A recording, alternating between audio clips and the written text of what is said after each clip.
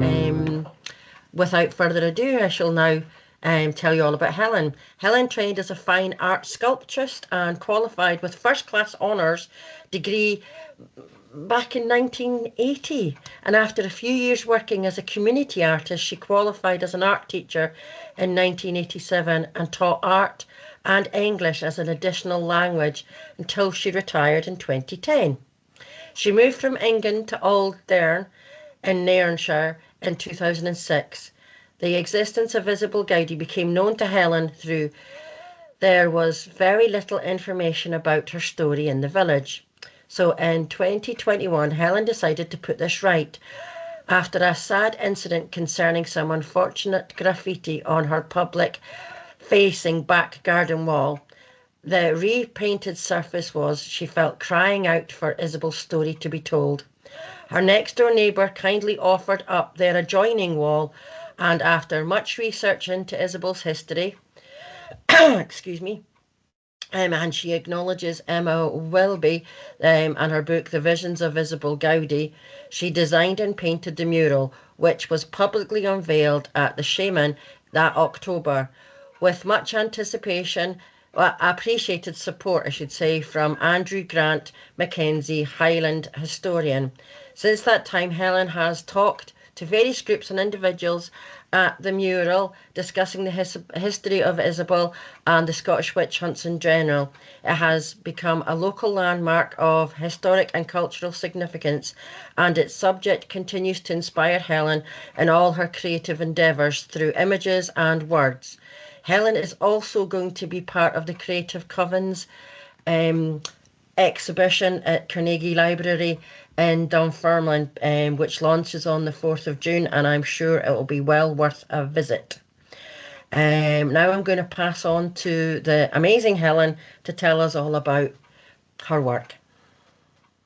Hello, everyone. Hi, thank you for joining us today.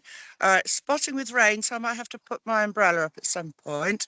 But what I'll do is I'm going to turn this around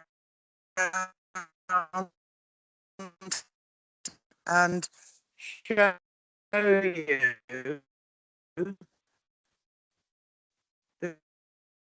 the mural. Sorry, Helen, the signal's a bit...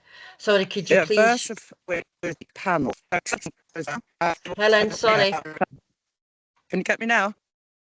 Oh, you were... Well, my Wi-Fi's on. Yeah, no, it was very crackly. I'm sorry. Would you mind saying what you just said again, please?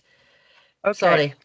I'm going to read you the verse that I wrote, and each part of that verse goes with, accompanies one of the panels on the mural to explain in words what happened to Isobel.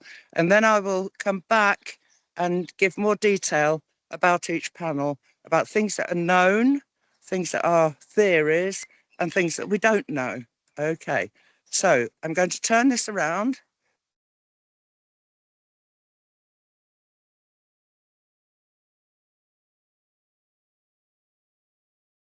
And start at the first panel. I don't know how else to.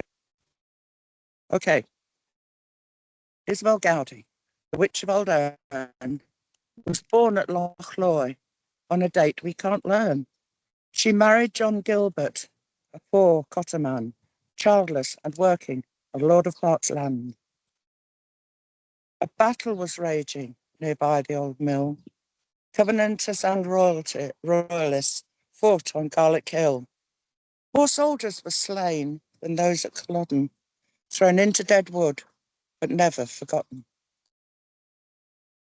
It is thought that Isobel earned a bear crust, telling stories to bairns, drinking magical dust. Old folklore of tales much related by many before.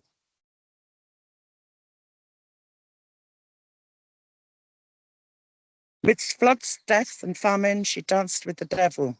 Like all fairies and witches, cast good spells and evil. She wasn't alone in her needing to learn how to avenge the lords of Auldearn.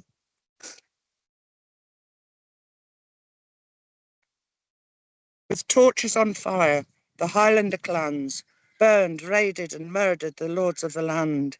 In their shape-shifting forms, the witches were blamed for causing marauders to light their death flame. Imprisoned for months at the castle of Nairnshire, Isobel owned causing chaos from seashore to loch. Was she treated with kindness like some welcome guest, or bullied and beaten until she confessed? There is no marker to tell us the truth. Historians may theorise like some sort of sleuth. We may never know, yet a ghost has been seen around Auldearn village in flowing garments of green. So that's the story. I shall turn you back round. No, I won't. Let's go back. So, nobody knows the date that Isabel records of her birth. So a lot of it is theory. In her confessions. So it may well be that she was born from an educated family, but ended up marrying this John Gilbert. And I doubt it was a marriage of love, because in those days that very rarely happened, certainly not amongst the poorer people. They needed women to bear children, to help work on the land. It wasn't an easy existence at all. She would work at least as hard as her husband. And there's no record of any children, so historians assume that she never had any, but we don't know for sure.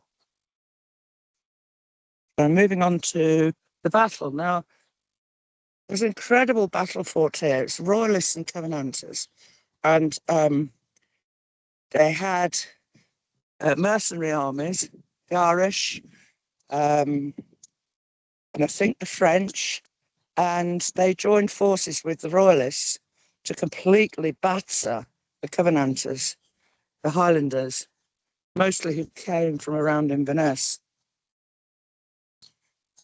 And what age she was, it is certain that she would have been around at that time. Whether she witnessed it firsthand, we don't know, but she certainly would have seen some of the aftermath. And the whole village must have been in complete shock when this happened on their doorstep. The pub next door to it is now called the 1645 in honour of the Battle of Auldearn. So 9th of May, 1645, I worked out that's almost 380 years ago. And there ought to be some sort of recognition of that. So here we are. Because she was articulate, so articulate, and knew so many stories, which wasn't unusual at those times. Storytelling was the only form of entertainment, if you can think about it.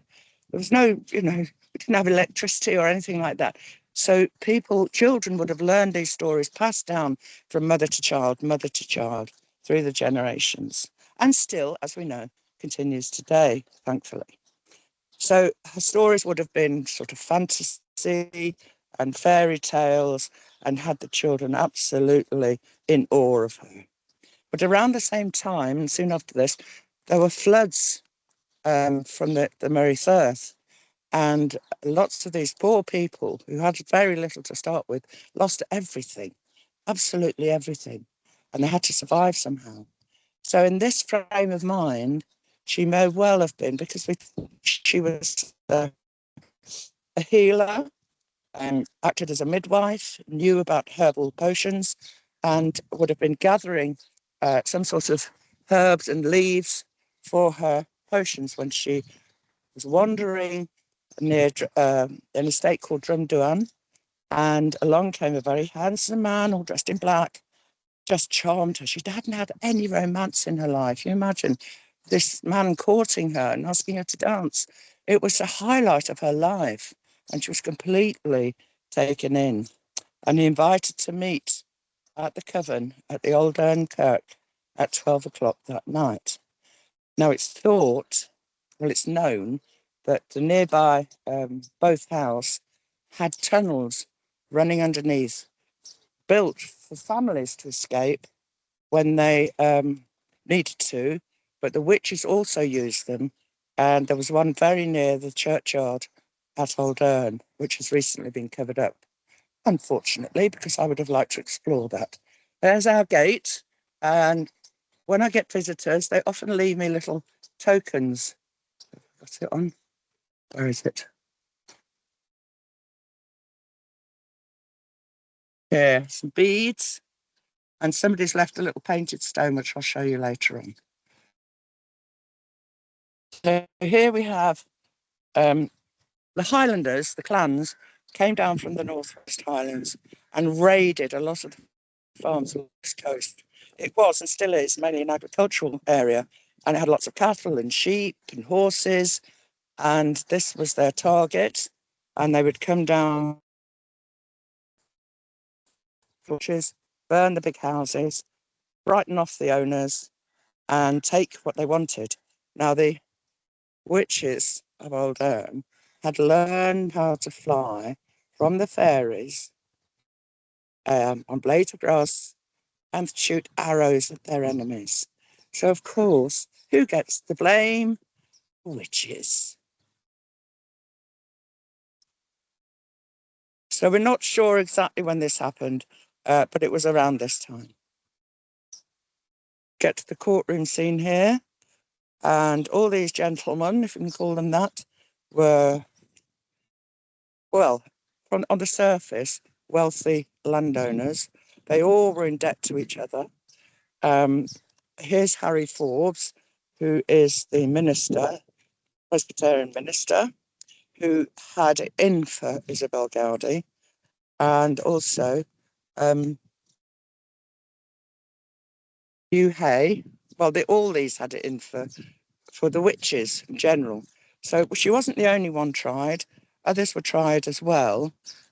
But the interesting thing about Isobel was her confession, which went on over several weeks, 4, 5, 6 weeks, 4 different sessions, 4 confessions, almost identical, each one. So what was happening in the toll booth while she was imprisoned there? As we know, there are more ways of torturing people than physically. And there were no marks on her to say that she'd been even pricked or bruised in any way. But as we know, torture can happen in many different ways. Mental torture is perhaps the most damaging and the easiest way to get a confession. So we're moving on now to the actual execution, which happened on Broomback Brae, which is now a sheep farm. And as you can see, there are 12 witches being executed. Now, her coven, unusually, though we tend to think of a coven as 13, unusually, hers was 13. Some covens only had 2 or 3 people, some many more, but hers was 13. 12 are getting executed. So what's happened to the 13th? Well, at the time, now this is my theory, and I really want to believe it, but obviously I'll never know, is that because she actually turned in other members of the covenant's names, she might have been banished from the parish of Auldearn and not executed, never to return, though there are rumours that she was seen around the area after the execution date, which would add some strength to the theory that she may well have been banished. So that is the mural. So I'm going to turn you back to me.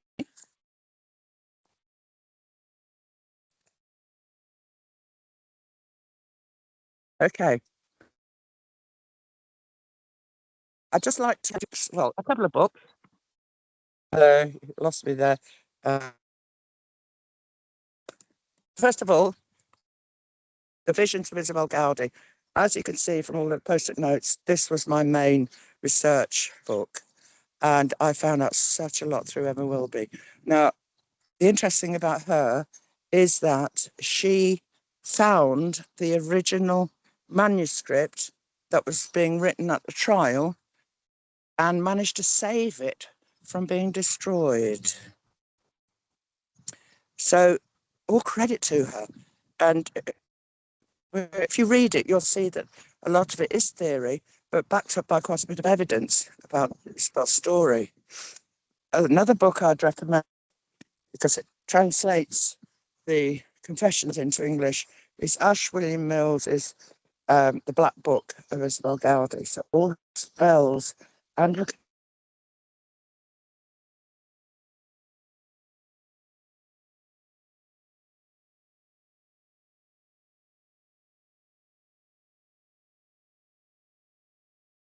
Sorry, you lost me there. So that's the Black Book of Isobel Gowdie. And I think that's all, really. What else can I tell you? Oh, let me show you a stone that somebody left. I almost didn't see it. Painted stone. I don't know if you can see that.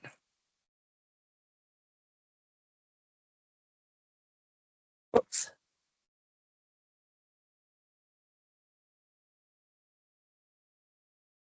She's put Isobel Gowdie 1662 on one side and a hare on the other. Sorry, it's not showing very well. I think that's it, really, guys. Unless you'd like to ask me some questions. Hello? Hi, sorry, the internet's just taking a minute here. Yeah, The artwork is been a bit amazing. dodgy. Thank you Did very it all much come for clear? that.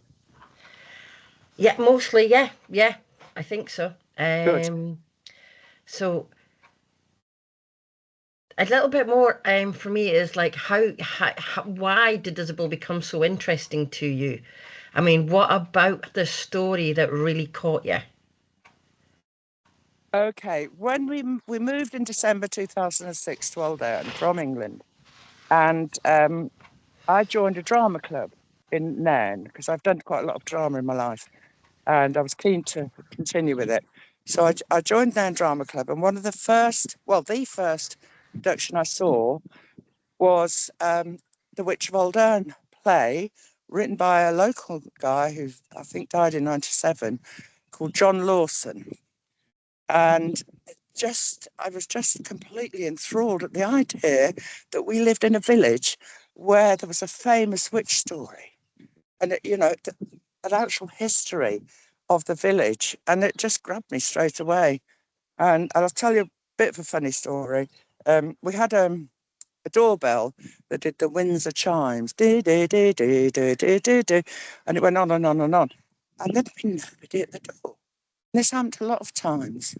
And I used to joke, it's Isabel's ghost. It's Isabel's spirit waking us up. Then we found out that nearly all the houses down the same road had the same doorbell, and through an electronic glitch, it set off all the doorbells in the street. So that was just a bit of a sideline. I don't know. As time went on, I was teaching. I was very busy with my work. I didn't really do any creative work of my own at the time. I was too busy sort of planning stuff and trying stuff out for the children.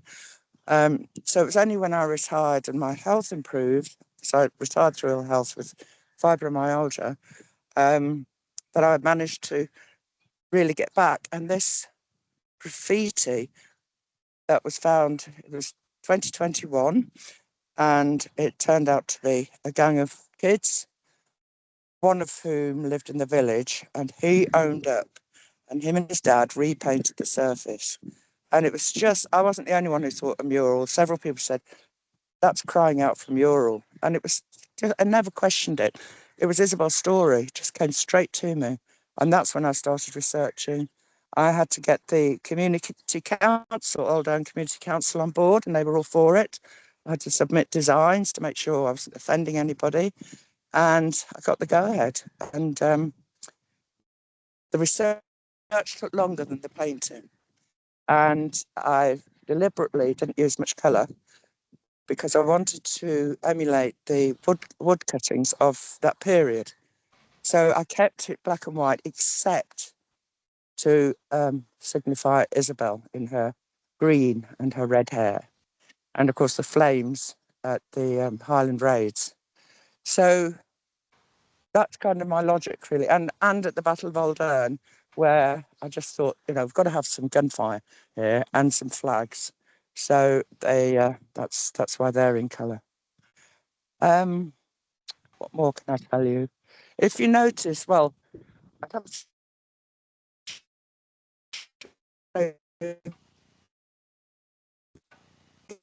Oh no, we've lost you completely again.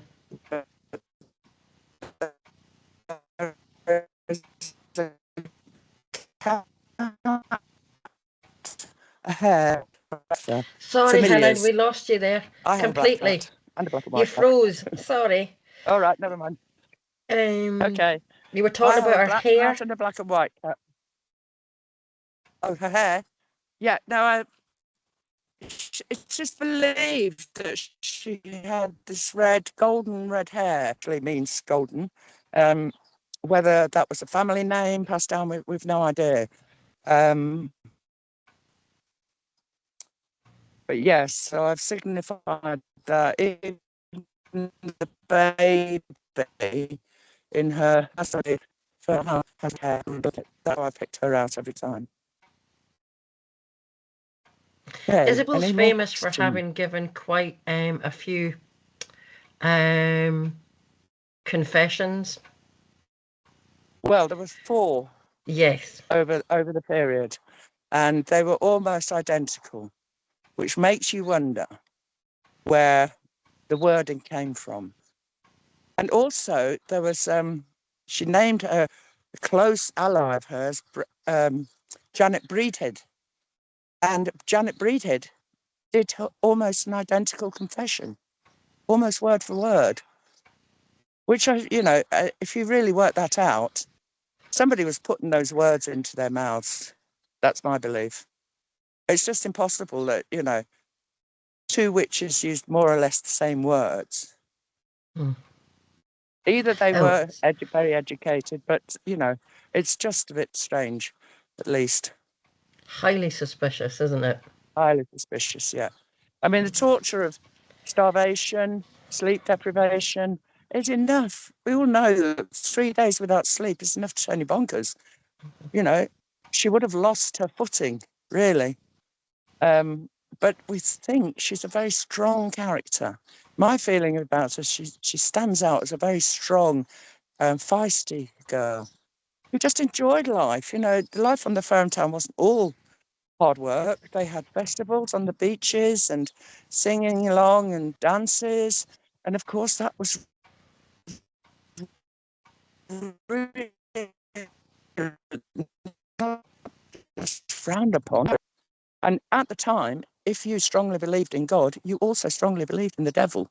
Yes. There was no question about the existence of the devil. If you did anything bad, the devil had got you. Yeah, bad in their eyes. Yeah. I mean, Harry Forbes, was known to be, I'd say, a fornicator. He was known to have raped several of the women. He had a wife, but she was insignificant, as wives were in those days. So he was a arch enemy of Isabel's. And Lord Park, which is John Hay, and he had the castle of Inshoch, which is, the ruins are still there today. It's on private land, so you need to actually ask the house owners if you can have a look.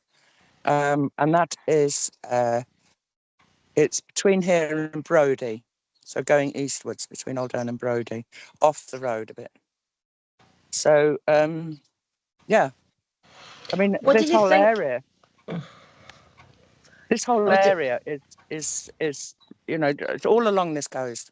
In forests, the punishment was to roll the accused witches, in spiked barrels down a hill. I mean, it's just, you know, makes me feel quite ill to think about that. Yeah, horrific. And Yes, Elgin, there was a lot of executions around Elgin. In fact, as we know, and all down the East Coast. yes. Yeah.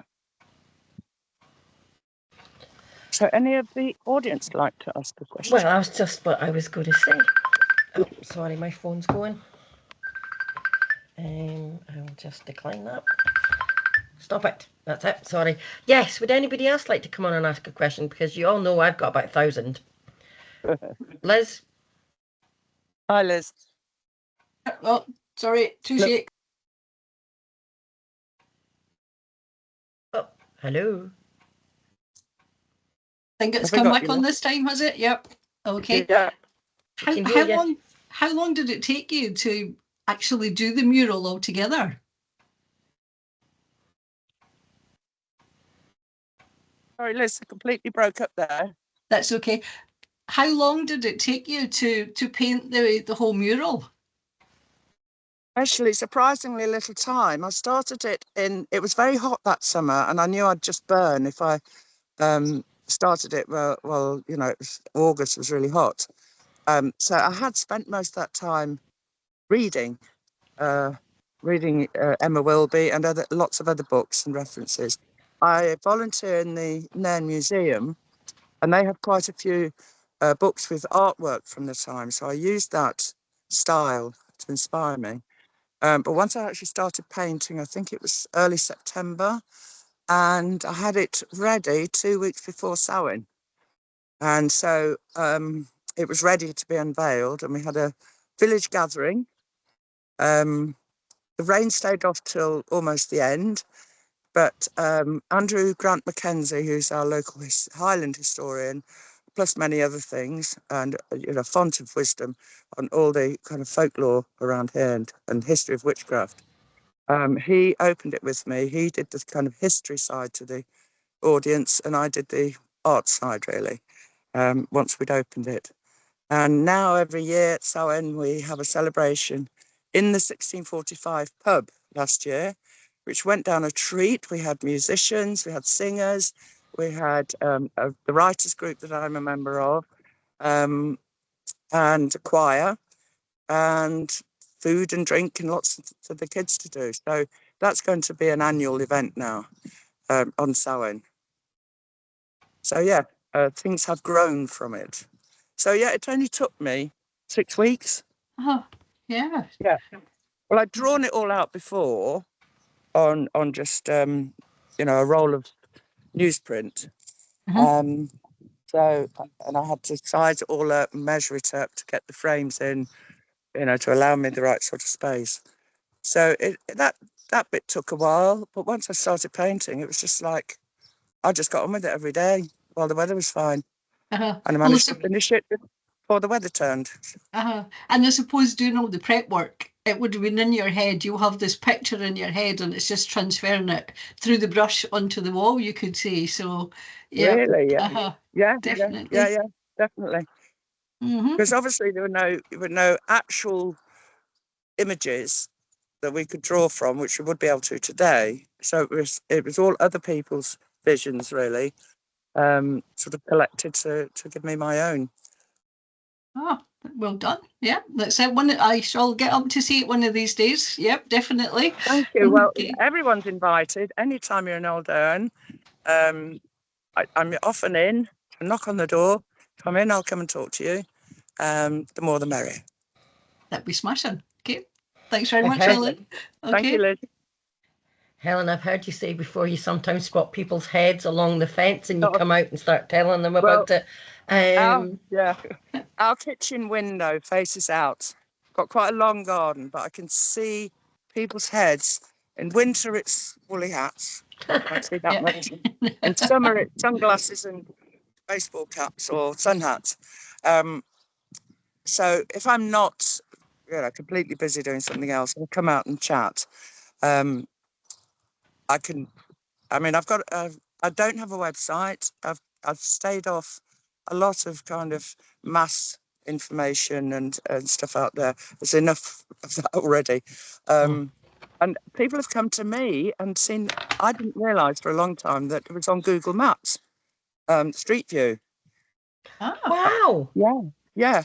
So if you go to the map of Auldearn, it'll say, and it's a historical monument, it calls it. So Wow. I know. brilliant. Yeah, So when I ask that's people, amazing. I know, when they come to the wall, how did you know about this? Google. That's unbelievable, isn't it? So there you Uh-huh. go. It's like you didn't have to be on No, anything. Everything found you. that's right. That's right. So I just think that's a magical way. And also when I talk to people, they will go away and tell friends or Yes. family, Yeah. and I'll get visits from them. I mean, word of mouth is just so powerful, but that is Oh, amazing. isn't Historical it? monument on Google Maps. That is just perfect, I so know. fitting. Yeah.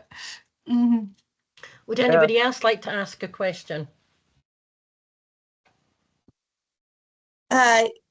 Could I just ask what kind of paint you used, Helen? I'm guessing Hello, it's Megan. acrylic. Yeah, just used Hi, Megan. Yeah. acrylic, and acrylic pens. And when the whole thing was finished, I varnished it. I varnish it every year just to protect it. And if Yeah. it needs touching up, I'll come out and touch it up. But I haven't had to do a lot of that at all. I can see some faded lettering now, which needs redoing. And the poem that I read to you was very faded and weathered and full of cobwebs. So I took it all down and repainted it. So it's clear now. Brad, thank you. No, Yeah. thank you. Acrylic pen is pencils and pens, brilliant. And with a varnish, it's very secure. It can't rub off. What happened to the wee laddie that graffitied the wall? Have you gotten him involved in any of the things? I tried to. Thing is, I don't want to say too much about him, but I think he was bullied into it, because when you see the boy, you know his problems. Right. And he's the weaker of a pack, and there was a whole pack of them for sure, and he wasn't going to dob anybody in, and he took all the brunt, and he was reported himself to the police. So I know I tried to get him involved, made good friends with his mum, but he's a troubled boy. Let's put it that way. That's a shame. Yeah, But he's also inadvertently created an amazing thing. he has, and he's totally forgiven. We had his family, and it was lockdown, so we had to sort of keep separate, separate spaces in the garden. But we had a good chat, and the parents were absolutely devastated that their son had done this. But there was no blame attached. I totally got it. I could see, even though I didn't see what happened, I knew what had happened. And he was just the victim, really. But also, boys do stupid things. Yeah, Teenage he was boys do stupid 14 things. at the time. 14 Yes. at the time. I think he's now doing okay. I think he went to college and things like that. So hopefully it's a happy ending for him too. Right, so he Fingers didn't crossed. become absolutely mad on Scottish history then. That's a shame. No, well, you never know. It might be latent. Mhm. Any other questions? Because we've got Helen here. She doesn't do a lot of these things, so please ask away. Some of the since nobody's coming forward with anything, I'll ask. You do a lot of other artwork with regards to Isobel Gowdie and the witchcraft trials. Can you tell us a bit about the project you're doing for the Creative Coven exhibition?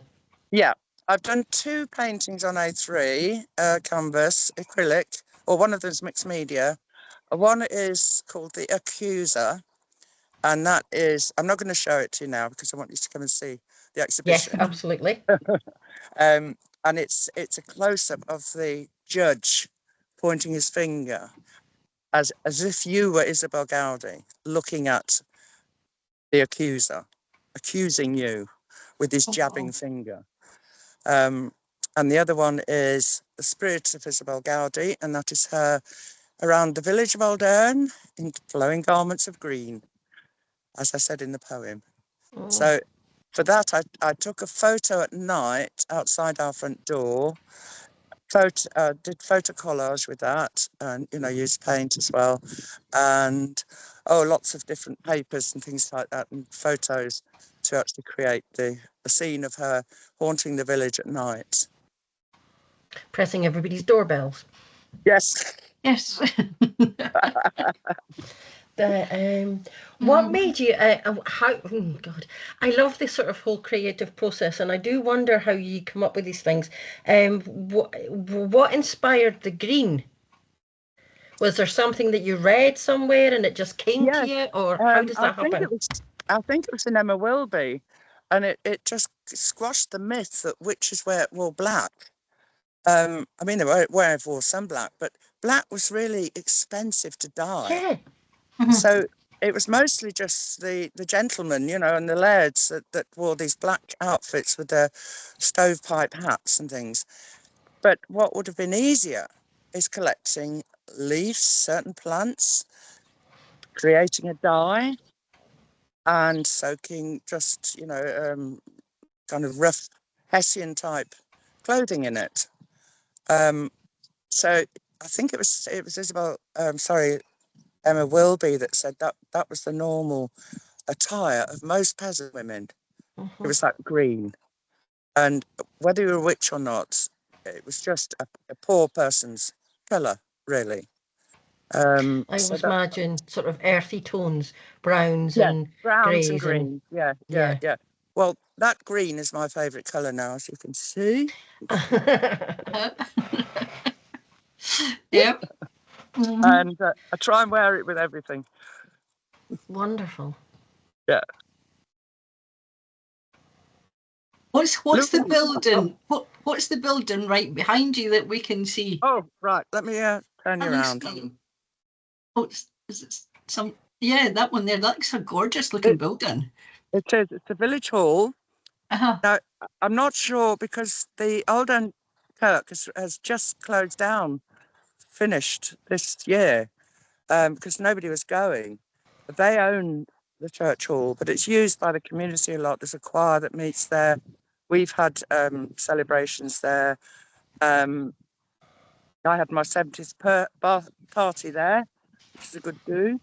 And beyond that is Lethen Woods, which is full of rookeries. So I just love rooks now. We can watch them from the window, when they all either go out into the fields or come back, and the noise they make is terrific. So, yeah, that's the village hall. Now, there's a church further up. This is Lethen Road that you're seeing. Further up, about a mile further up, which is now Auldearn Antiques, but it was a church and was used a lot, although I don't think it was around at the time. I had one visitor who thought that was the other church was the where the coven met, and where the trial took place, but it definitely not where the coven met, because they came out onto the hill from that tunnel. So yeah, it's a community use hall. Yeah, it looks a lovely, solid, sturdy building. That's it. Well, when we first moved, it was in disrepair, total disrepair, and I had some friends come up from down south who'd never been before. We'd only just moved. It was the following Easter, and they drove up and down the road and actually thought this tumble down hall was our house. Oh wow! But then I don't know where the money came from. Probably the community council. They had it all renovated because there were no windows. There was perhaps one or two windows. It was a really dark, cold hall. So they put in the skylights and the double doors, and it's now a lovely place. And they'd have a kitchen there, so you can do all your own catering there if you've got a meeting or something. We've had some wonderful performances there from our local choir, the vocal line, and it's a really lovely place to have. And also this green space, we're so lucky that we face out onto it, so that the mural is now very public. Yes. So, yeah. That's lovely. I know, but the electric box doesn't half ruin the No, doesn't have to visage, doesn't it? I mean, that just spoils it. There used to be, when we first moved, the times we looked out of the kitchen window and there were kids climbing all over the walls. that will, and we'd have to come out and shoo them off. And now they just don't do it. Since this has happened, they don't do it anymore. So yeah, It's like they respect it. Hopefully, I'm all scared that somebody's going to come along and graffiti it. But if they did, I could paint it out. It wouldn't be the end of the world. Yeah, It's so beautiful. Hopefully they wouldn't, because I mean it is absolutely gorgeous.